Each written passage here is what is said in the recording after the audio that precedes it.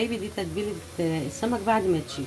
عندنا هنا بقيه التتبيله اللي احنا كنا متبلين بها قلب السمكه، وهنزل ده خل وليمون وفلفل وثوم وكزبره وكرفس.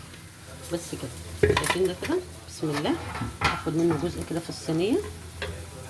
شايفين انا فرشتها ازاي حبايبي؟ ادي السمك اهو. بسم الله الرحمن الرحيم. بسم الله ما شاء الله ولا قوه الا بالله. هاخده كده على الدقه الجميله اللي احنا عاملينها دي.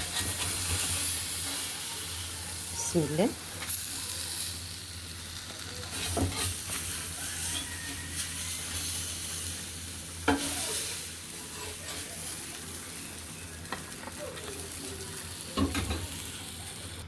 بصوا بقى يا حبايبي،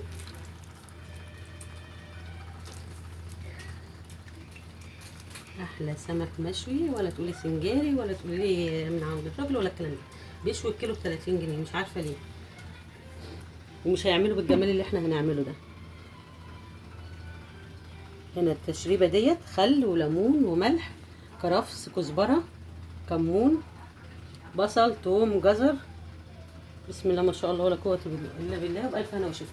هنضف بقى الجريل واعمل الدفعه الثانيه. ما ينفعش نحط السمك الجديد على نفس اللي عملنا قبل كده، هننضفه ونشتغل تاني.